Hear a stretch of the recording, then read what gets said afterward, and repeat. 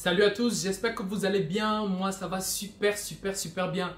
Vous êtes les bienvenus sur la chaîne Talent. Ici, nous parlons de livres, nous parlons de connaissances, nous parlons de personnes inspirantes afin de pouvoir développer notre communauté africaine. Aujourd'hui, nous allons parler d'un thème très intéressant. C'est un thème dont je crois que tout le monde devrait parler. C'est un thème qui est très intéressant, un thème qui est très important. Aujourd'hui, nous parlons du sens de la vie. C'est un thème que j'ai découvert il y a très récemment. Je peux dire il y a de cela peut-être 3 ou bien 4 mois. Et c'est un thème qui est assez profond et dont je discutais avec plusieurs personnes. C'est un thème que je voudrais partager aujourd'hui avec vous sous la perspective ou bien sous le focus d'un livre que j'ai lu. Et le nom de ce livre c'est Découvrir le sens de la vie par Viktor Frankl. Donc nous allons essayer de regarder le sens de la vie selon ce livre. Découvrir le sens de la vie par Viktor Frankl, c'est parti. D'entrée de jeu, je voudrais d'abord vous présenter qui est Viktor Frankl. Viktor Frankl, c'est un psychiatre d'origine juive, un psychiatre de renommée. Il a eu tellement de récompenses. C'est un psychiatre qui a créé sa propre thérapie. Il est venu avec sa propre thérapie. Cette thérapie, comment est-ce qu'il l'a eu? Il l'a eu par les expériences qu'il a eu à vivre. C'est un psychiatre de renommée internationale. Viktor Frankl, il est déjà décédé. Et il nous a laissé ce magnifique livre, ce magnifique travail qu'il nous donne à chacun d'entre nous. Et c'est un livre que je recommande à tout le monde, assez profond. C'est un livre que je ne recommanderais pas à ceux qui étudient, par exemple, ceux qui sont encore à l'école secondaire. C'est quelque chose que je ne recommande pas à ceux qui sont à l'école secondaire parce qu'il faut un certain degré de maturité pour pouvoir digérer ce livre. Donc, j'ai déjà fait la présentation de M. Viktor Frankl. Nous rentrons directement dans le vif du sujet qui est le livre. Je vais vous faire un résumé du livre, un résumé très court, un résumé qui va prendre en compte toutes les idées les plus importantes. Et donc, comment est-ce que le livre commence?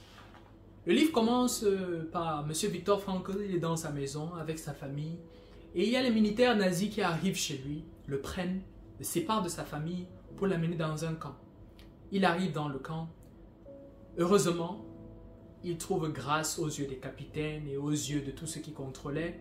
Pourquoi? Parce qu'il avait certaines connaissances médicales que d'autres n'avaient pas. Et donc, il utilisait ces connaissances médicales-là pour pouvoir soigner d'autres patients, pour pouvoir soigner d'autres soldats, soigner les autres personnes qui étaient aussi en incarcération avec lui. Et donc, il avait une certaine position privilégiée. Il utilise donc de cette position privilégiée pour observer tout ce qui se passe dans le camp. Et il a observé une chose. Il a observé qu'il y avait deux types de personnes dans le camp. Oui, ce camp, je peux dire, de la façon dont il décrit dans le livre, c'était un camp où les personnes n'avaient pas de liberté. Ils n'avaient pas de liberté, ils étaient utilisés comme des esclaves. On prenait les personnes pendant l'hiver. Ils devaient travailler sur les chemins de voie de route et ils n'avaient pas de chaussures. La dernière fois j'étais à l'extérieur, j'avais pris, je crois bien ce jour-là, je n'avais pas pris assez de vêtements pour me couvrir. C'était pendant l'hiver. Je suis sorti, j'ai fait 2 heures, 3 heures de temps à l'extérieur. Lorsque je suis rentré, mes mains me faisaient mal.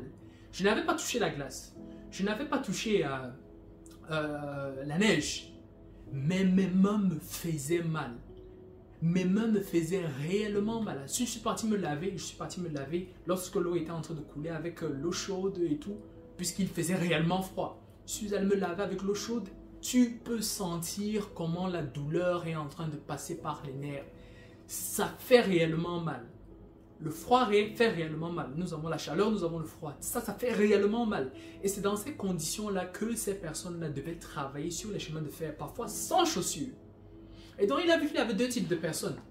Il y avait les personnes qui avaient déjà abandonné tout sens à la vie. Il y avait les personnes qui disaient que moi, c'est fini. Je sais que je ne veux plus travailler. Je ne veux plus travailler. Parce que je ne vois plus rien dans cette vie qui me pousse encore à supporter ces souffrances. Je ne vois rien en cette vie qui me pousse encore à dire, ok, je vais supporter ça. Et il y avait un autre type de personne. Ce type de personne, malgré les souffrances qu'ils passaient, ils arrivaient à surmonter ces souffrances. Et en plus, ils arrivaient même à aider ceux qui n'arrivaient pas à passer ces souffrances. Je m'explique, je donne un exemple. Dans le livre, il parle d'une scène où il y avait ces personnes dont il considère ceux qui avaient toujours trouvé le sens à la vie, où une personne, il avait vu un de ses frères, ou bien il avait vu un des prisonniers qui n'avait pas de pain.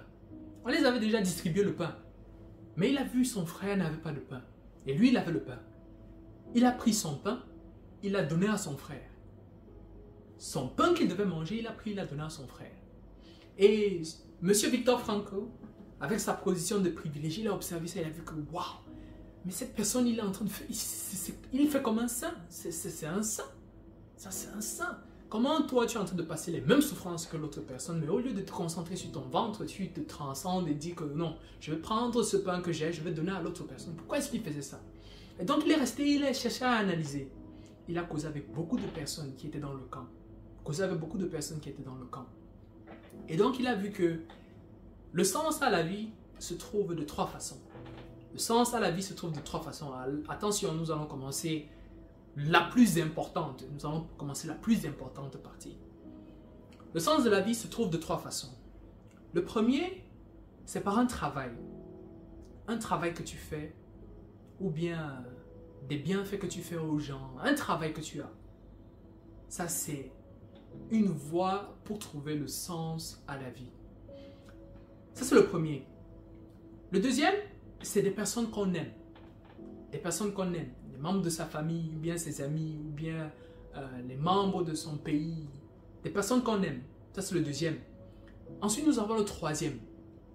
Le troisième, je peux dire que lorsque j'ai vu le troisième, j'avais un peu de petits doutes.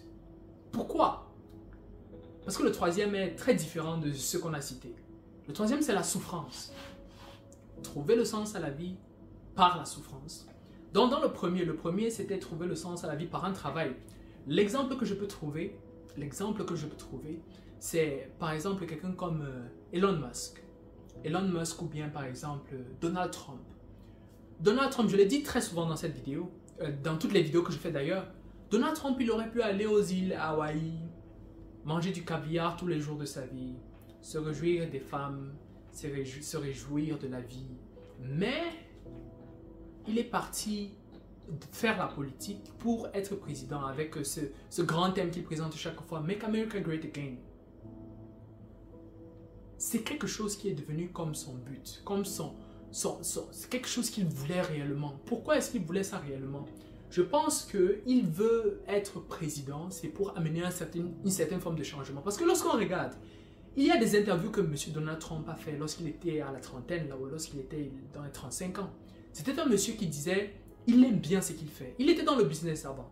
Il aimait bien le business. Il aimait bien ce qu'il faisait, ils appelaient ça le real estate. Il faisait le real estate. Il avait plusieurs business qu'il faisait à part. Il était une figure emblématique de la télévision américaine. C'était quelqu'un de très intéressant. Et lors d'une interview, une personne a demandé pourquoi est-ce que vous ne voulez pas devenir président? Est-ce que lui, il ne veut pas être président? Il ne veut pas être président. Mais c'est lorsqu'il arrive à 70 ans, lorsqu'il arrive à 60 ans, où il voit réellement que les réalités du peuple américain sont mauvaises. Et il doit essayer de changer. Il doit essayer de faire quelque chose. C'est là qu'il se lance en politique. Il se lance en politique, il campagne tous les jours parce qu'il perd son énergie, il perd son argent. Non seulement ça, il se fait des ennemis. Dernièrement, il y a eu une tentative d'assassinat contre lui. Mais il continue de persévérer. Pourquoi? Parce que c'est un travail qui donne un sens à sa vie. C'est un travail qui donne un sens à sa vie. C'est un travail qui donne un sens à sa vie. Donc ça, c'est un exemple que je peux donner pour le travail qui donne un sens à la vie. Le deuxième, c'est les personnes que l'on aime. Pour les personnes que l'on aime, j'ai vu cela avec beaucoup de personnes. La plupart du temps, ce sont les pères. La plupart du temps, ce sont des pères responsables qui regardent la situation de leur famille et qui essaient de sacrifier ce qu'ils sont.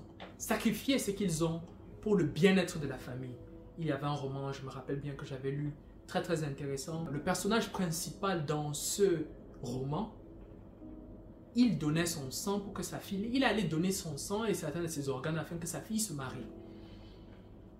Ça, c'est pour dire combien est-ce que ce monsieur est parti loin. Il est parti très loin. Il a pris son sang, il a pris ses organes pour aller donner et pour avoir de l'argent pour faire marier sa fille. Tout ça, c'est à cause de l'amour qu'il avait pour cette personne. Viktor Frankl parle d'une personne dans le livre qui aimait sa femme. Et il savait que sa femme était vivante.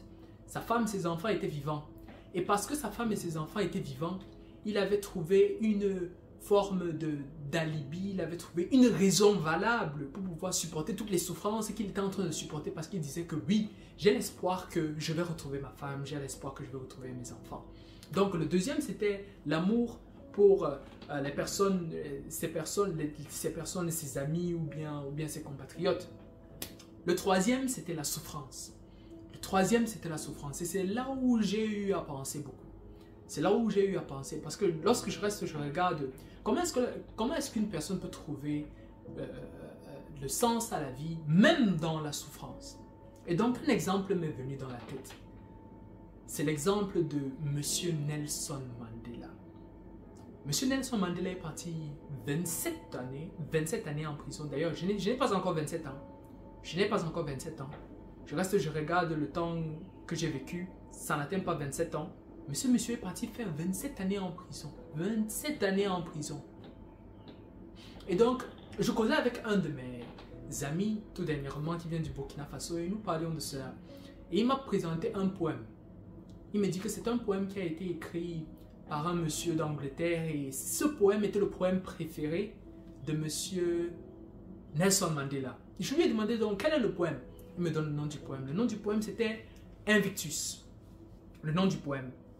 C'est un poème qui a environ 10 lignes, je sais pas, 12 lignes. Un poème de 12 lignes. Il dit: dans les ténèbres qui m'enserrent, noir comme un puits où l'on se noie, je rends grâce à Dieu, quel qu'il soit, pour mon âme invincible et fière.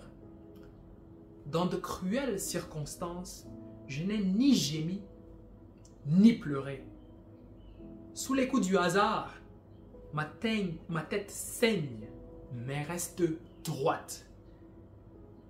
En ce lieu de colère et de pleurs, se profile l'ombre de la mort. Et bien que les années menacent, je suis et je resterai sans peur. Aussi étroit soit le chemin, nombreux les châtiments infâmes. Voilà la partie que j'aime. Voilà la partie que j'aime, et c'est les deux dernières lignes. Je suis le maître de mon destin, je suis le capitaine de mon âme. Lorsqu'on regarde toutes les souffrances par lesquelles M.